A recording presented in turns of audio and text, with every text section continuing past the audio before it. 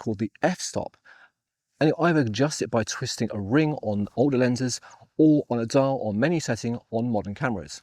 Put simply, a bigger aperture, i.e. a lower f number, equals more light. A smaller aperture, i.e. a higher f number, equals less light.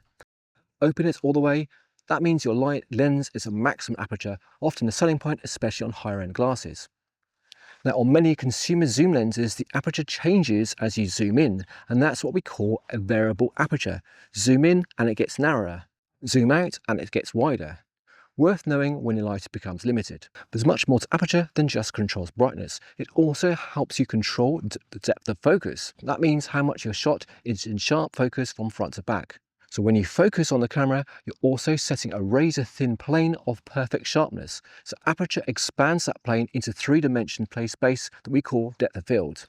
Use a wide aperture like maybe f1.8 and you're going to get a very shallow depth of field, great for blurring out backgrounds and making your subject pop out. That blur is called bokeh or bokeh. And yes, photographers live for that creamy, dreamy bokeh. Some even get really emotional over it. Not naming any names. Okay, so using a small aperture like maybe f16 and suddenly everything from the foreground to the horizon is in sharp focus, which is perfect for landscape or architecture. Now, what about the weird f-stop numbers? Now, they're not random. So the f-stop scale like f1.4, f2, f2.8, f4, f5.6 for example, and so on, creates a logarithmic pattern. Don't get too bogged down in the math. You're going to get familiar with that scale sooner enough.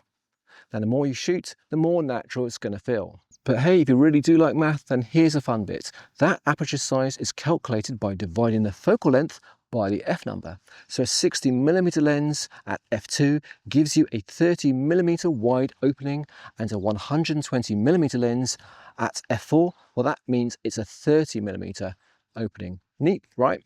Now, a quick note for those crop sensor shooters, those with the APS-C cameras. These have a 1.5 times crop factor, which affects how your aperture behaves compared to a full frame camera. So keep that in mind. So basically what you do is you multiply the lens by 1.5. The 30mm lens becomes basically like a 45mm lens. Now, to wrap up, aperture affects two major things, exposure and depth of field. But that's just one part of the exposure triangle, along with shutter speed and ISO. If you change one, you're going to have to tweak the others. If you want to go deeper, I've got videos on ISO, shutter speed and the full exposure triangle, so check those out next. Well guys, I hope you find that video useful and you have learned something. If you do, of course give the video a thumbs up and don't forget to subscribe to the channel for more tips and tricks and tutorials like this. Take care and I shall see you soon.